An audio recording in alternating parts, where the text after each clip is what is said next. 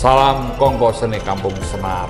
Kita sekarang bersama Pak Kustanto, ini beliau Direktur Galeri Nasional. Ini beliau ini banyak dicari para seniman yang pengen untuk bisa pameran di Galnas. Betapa pusingnya karena ngantrinya saja 2 tahun. Iya toh? Betul Pak. Ini antara mau menerima sama menolak itu tegel caranya piye. Nah ini saya pengen Pak Kus menjelaskan kepada kita semua apa sih visi dan misi Galnas itu dan mengapa Galnas ini perlu. Siap. Duluan Pak Des. Ya, saya Kustanto, Kepala Galeri Nasional, izinkan menyampaikan beberapa informasi nih Pak untuk teman, sahabat, sedulur-sedulur kabeh di Indonesia. Prinsip lahirnya Galnas itu atas sebuah kesepakatan dan kesepahaman Pak. Sepakat dan sepaham, jangan sampai sepakat tidak sepakat. Nah ini nggak jadi. Jadi Galeri Nasional itu lahir di tengah euforia Eropa yang begitu berkembangnya seni rupa modern era-era 80-90-an. Sehingga seniman-seniman sepuh, ada Pak Pirus, ada kurator Pak James Pangkat, Pak Darso SP, Pak Fajar Sidik, dan beberapa yang lain menyepakati bagaimana kalau kita membuat sebuah lembaga yang akhirnya menjadi semacam lembaga judgement untuk mengakui kalau pernah di lembaga itu maka ini sudah kayak semacam lulus gitu Pak. Sehingga menempatkan Galnas pada posisi kalau orang sekolah atau kuliah itu wisuda akhir. Tidak mesti orang sekolah itu harus di kampus menurut saya. Orang belajar itu tidak mesti harus dimanapun bisa dilakukan, termasuk saya pikir sedulur-sedulur seni rupa dimanapun. Kalau jejak perjalanannya itu dilalui dari nol, kemudian naik konsistensi, berkarya konsistensi, mengkomunikasikan karyanya dengan berpameran-pameran, dan itu tercatat yang pada akhirnya publik mengakui, ya kenapa wisudanya tidak di Galnas? Jadi Galnas itu boleh dikatakan kawah condro di muko ya. Nah, kurang lebih seperti nanti itu. Ini menjadi suatu ruang bahwa negara sudah peduli terhadap para seni atau senimannya dan budayanya.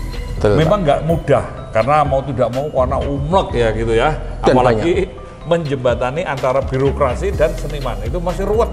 Nah, itu udah. Tapi ini Pak Kustanto ini cerita. Menurut Pak Kustanto ini Galnas ke depan harus seperti apa Pak? Mestinya kalau yang mimpi saat ini saya bangun Pak, kami mestinya harus standar internasional. Yang kedua, mestinya kita harus juga mengikuti perkembangan zaman.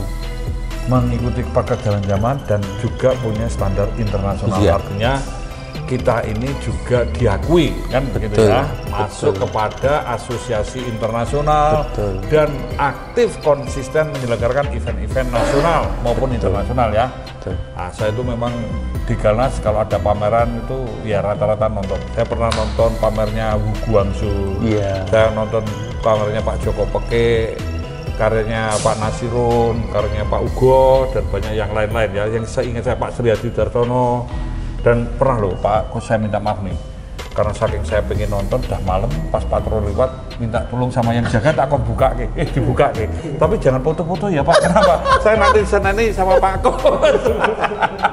Ini yang ngapunten ini saya maksa soalnya ya pas lewatnya di situ ya. Nah Pak Kus, ini cuman omong-omong kosong nih ya, mudah-mudahan ini mimpi ya. Galnas ini harus punya kaki dan sayap, kaki, tangan, sayap. Jadi tidak hanya di nasional, tetapi ada boleh dikatakan semacam galeri-galeri yang ada di level kota, kabupaten, provinsi. Karena senimannya ya banyak, kan tidak mungkin tertampung semua di nasional. Nah, Indonesia ini negara besar. Kalau misalnya nih, tadi sama Mas Jabur saya sudah cerita tentang museum. Kalau bisa mengembangkan begitu, Pak Kus setuju gak? Senang atau enggak? Sangat atau, setuju Pak. Wah, Iki wong legan golek momoan ngurusin nang kene wae mumet iku nambah wilayah tambah ngelundasi meneh. Sangat setuju, Pak. Yang pertama saya infokan bahwasanya Galnas itu sebuah realisasi panjang dari impian para seniman dan Bung Karno. Jadi sebelum Indonesia ini ada, sebenarnya teman-teman seniman kayak Sujoyono dan kawan-kawan itu pengen pameran yang akhirnya diakui. Waktu itu di Kunstring dia ngelamar pengen pameran, ditolak. Gitu ya. Akhirnya ngerayu-ngerayu sampai ya ke pemerintah Hindia Belanda, ke pemerintah Jepang, dan setelah Indonesia merdeka ya Pak Karno tentunya. Nah itu sudah diwacanakan dari Kongres Kebudayaan tahun 48, jadi yang kedua itu Pak, Kongres kedua. Tapi belum direkomendasikan. Baru kongres berikutnya di 54 kalau nggak salah Pak, itu sudah direkomendasikan. Pak Karno masih pusing. Baru setelah tahun 60-an Pak Karno jalan-jalan ke Rusia setelah melihat galeri seninya Rusia. Opo ya koyong ini tuh dikarepe seniman-seniman rakyatku itu gitu kan ya. Baru balik. Maka dia di era-era akhir masa jabatannya itu tahun 64 itu sempat menerbitkan yang namanya konsep Wisma Seni, Pak. Jadi sebenarnya di ibu kota itu ada yang namanya area kebudayaan, Pak. Kebetulan ada area kebudayaan. Betul. Kebetulan Pak Karno itu konsepnya kan, beliau itu kan Jawa banget ya, Pak. Ada papat kiblat 5 pancer. Pancernya itu Monas, Pak. Lah papat kiblatnya itu dia bagi. Wilayah utara itu kantor pemerintahan. Itu ada istana, ada MA, ada BPK, ada DPA dulu Pak. Kemudian wilayah barat Museum Nasional, wilayah selatan Perpustakaan Nasional, wilayah timur itu idealnya Wisma Seni Nasional. Wisma ya. Di dalam Wisma Seni Nasional itu ada yang namanya Galeri Nasional, kemudian Teater Nasional, Gedung Konser Nasional, Pusat Dokumentasi Kebudayaan Nasional. Nah dari sekian ini yang baru jadi itu Galeri Nasional Pak. Jadi ini sebenarnya masih PR banyak untuk yang seni-seni yang lain. Lagi demo nasional yang itu. Betul Pak. Lah Galeri Nasional ini mestinya kan kalau ada nasional mestinya juga ada yang non nasional, mau internasional, mestinya daerah paling enggak. Dulu ada wacana Pak sebenarnya kalau di pusat ada nas-nas itu, di DKI itu dulu ada yang namanya gelanggang. Ada yang namanya balai, ada apa. Nah kalau di daerah-daerah sementara digabungkan yang namanya taman budaya Pak. Ya. Cuma prakteknya ternyata teman-teman seniman di daerah itu kecenderungannya pada umumnya itu yang dianggap seni itu pertunjukan. Padahal real yang terjadi yang banyak di daerah itu mestinya kalau mau mengaku itu seni rupa Pak. Mau yang berbasis tradisi ada kerajinan, batik, ukir kayu dan lain sebagainya. Dan itu top semua, nggak ada yang ngalahan Pak. Kalau kita bisa membuat galeri-galeri yang dalam konsep art, jadi mestinya kalau mau naik, mohon maaf dalam tanda petik, kerajinan itu kalau mau dinaikkan jadi tidak art, hanya craft gitu ya. tidak hanya craft, art itu sebenarnya material sudah ada, SDM tinggal sedikit ngasih sangat luar biasa, tinggal motivasi sedikit, cara-cara udah jadi itu Pak. Nah, Pak Kus, ini kadang-kadang kan kita gini, museum ataupun galeri-galeri yang sekarang ini kan banyak yang biarpet, bahkan bukan hanya biarpet, belum sampai ngebiar pet gitu ya, langsung letak semua gitu. Apalagi yang pilih pribadi, misalnya si A punya kepedulian membangun museum, beliau si A meninggal, terus sudah buyar, hilang bukan hanya koleksinya tapi sak museumnya bisa hilang. Itu Republik kita ini kadang-kadang ya prihatin ya. Nah ini Pak Kus, termasuk saya Pak ya, kalau kita mau merasakan keprihatinan gitu, Pak Kus punya gagasan apa? Apakah Galeri Nasional juga bermitra atau setidaknya menjadi supporting team kepada kelompok-kelompok yang boleh dikatakan ini bagian dari civil society ya Pak ya? Mereka ini kan punya gagasan, punya pikiran, punya kemauan, sudah mau berjuang membuat masing-masing. Nah ini apa namanya Galnas Award itu sudah pernah ada nggak? Atau mungkin pembinaan apa atau supporting, entah memberikan semacam ya pengakuan atau Siap. apa, itu gimana menurut Pak Gus? Ya. Yang perlu saya apresiasi Pak, ini semangat yang kayak gini itu muncul sebenarnya di teman-teman kami Pak.